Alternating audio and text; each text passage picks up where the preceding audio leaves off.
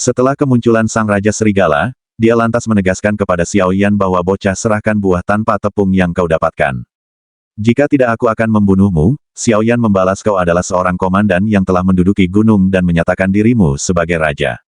Lantas mengapa kau terus-menerus mengejarku hanya karena sebuah buah yang ada di tanganku? Bukankah itu tidak pantas dengan statusmu mendengarkan ocehan tersebut? Sang Raja Serigala meraung dengan amarah dan langsung saja melancarkan serangan ke arah Xiao Yan, namun serangan pertamanya itu berhasil dihindari menggunakan langkah bayangan 3000 petir. 2 dari 3 bayangan yang dia tinggalkan dengan cepat menghilang dan dalam kondisi yang secara tiba-tiba. Itulah entah kenapa Xiao Yan sukses dan berhasil untuk menggabungkan beberapa avatar petirnya secara kebetulan sukacita terpancar di wajahnya. Tidak disangka dia bisa menggabungkannya dalam situasi yang sungguh tidak terduga karena pencapaian itu telah membuatnya cukup puas, maka Xiao Yan berniat untuk meninggalkan area pertarungan demi menghemat waktu sebaik mungkin. Namun baru saja sayap tulangnya dikeluarkan, tiba-tiba saja Sang Raja Serigala berbicara.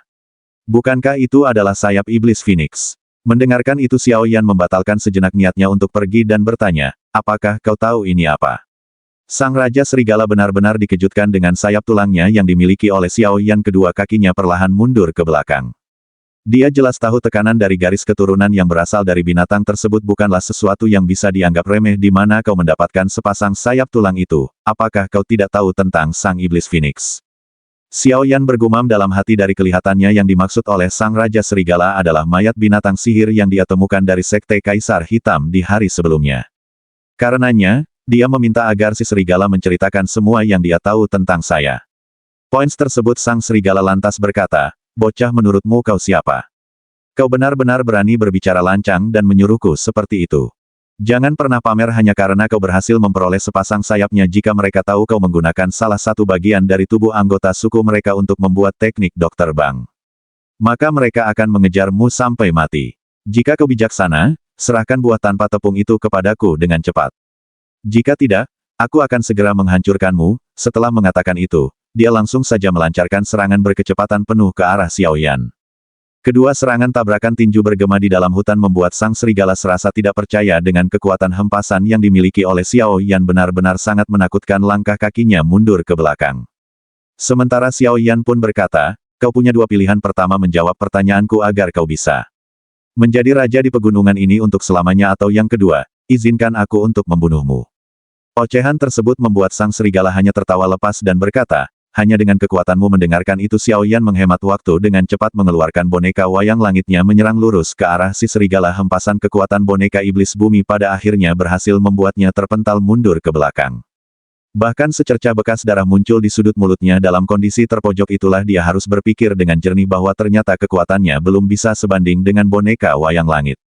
Sampai pada akhirnya dia pun memohon dan meminta agar Xiao Yan menghentikan serangannya sembari mengakui kekalahan.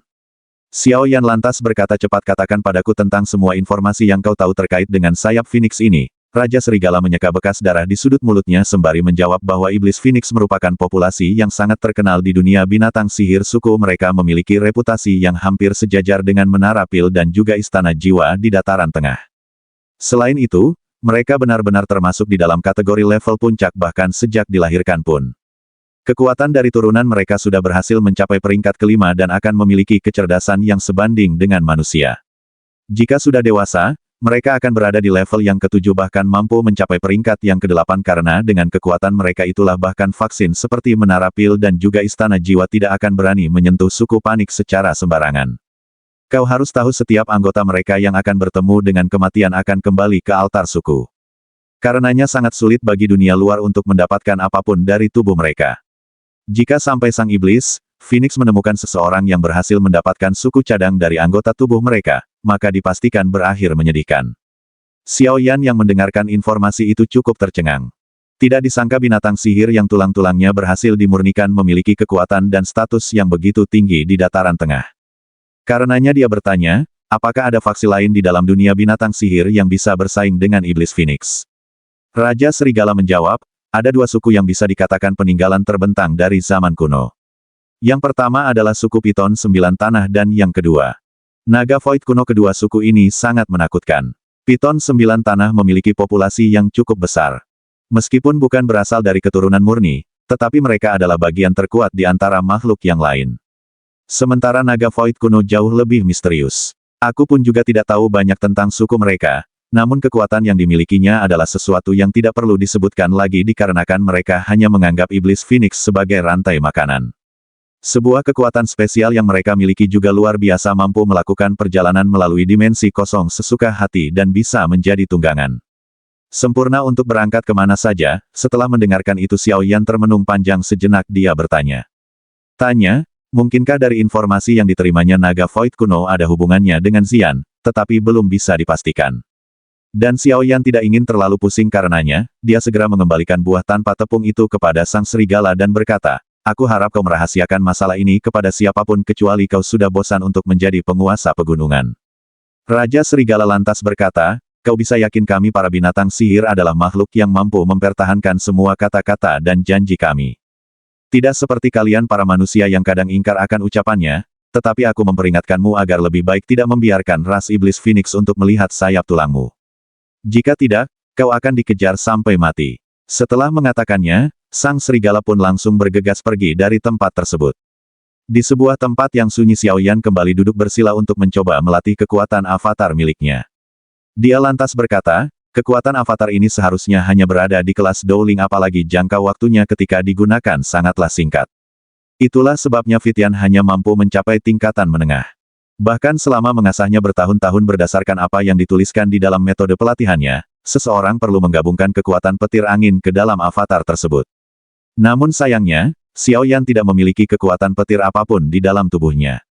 Apa yang harus kulakukan? Xiao Yan mengerutkan keningnya sembari berpikir cukup panjang sebelum pada akhirnya tiba-tiba Yu Tian berkata, siapa yang bilang kau harus menggunakan kekuatan? Petir angin itu hanyalah sebuah metode dasar semata, malah lebih bagus jika kau menggunakan bentuk energi lain, misalnya kekuatan api surgawi yang berada di tubuhmu, tingkat intensitasnya jauh lebih kuat dibandingkan energi petir angin. Karenanya kau bisa mencoba menggabungkannya ke dalam avatarmu. Xiao Yan berkata, tetapi di dalam gulungan metode pelatihan yang tertulis adalah menggunakan kekuatan petir angin sangatlah cocok untuk meredam avatar. Apakah menggunakan energi lain tidak beresiko untuk menghancurkan avatar itu nantinya, apalagi jantung api bisa melukai kekuatan spiritual dan roh yang telah dimurnikan? Yao Tian menjawab, segala sesuatu di dunia ini pasti diperoleh melalui perjuangan, bahkan sampai bahaya jantung api yang kumiliki telah dimurnikan sepenuhnya. Kapankah kau melihatnya? Menolak jiwamu selama kau bisa memahami keseimbangan penggunaannya dengan benar, maka itu akan cocok dengan avatar yang kau miliki. Setelah mengatakannya, Xiao Yan akhirnya bertekad untuk mencobanya. Kekuatan spiritual kembali membawanya ke sebuah ruang datar. Sementara gugusan jantung api muncul di tangannya dan langsung saja membungkus beberapa avatar petir yang dikeluarkan.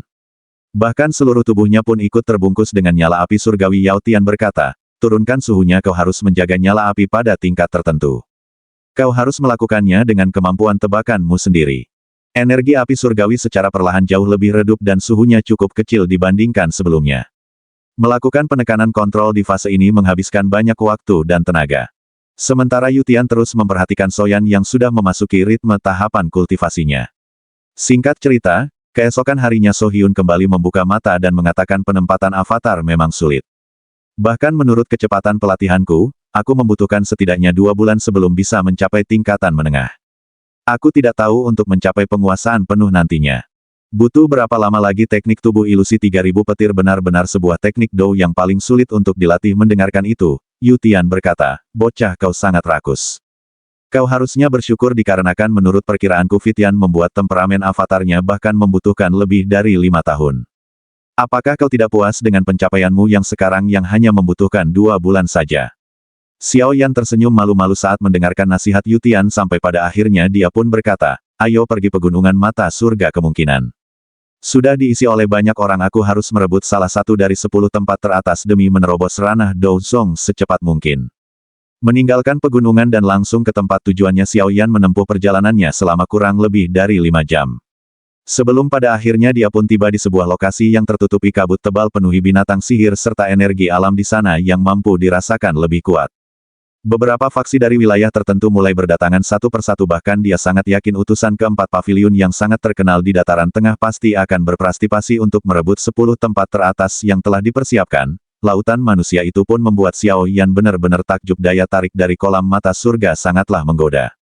Sesaat setelah itu tiba-tiba saja sebuah binatang raksasa alias 7 bango berjiwa warna-warni yang terbang di atas cakrawala, membuat seluruh orang-orang yang hadir di sana mengatakan, bukankah ini adalah kendaraan yang sering dipakai oleh Nona Feng dari Paviliun Petir Utara. Mendengarkan itu Xiao Yan mengerutkan wajahnya, tidak disangka dia akan bertemu kembali dengan anggota mereka di tempat itu.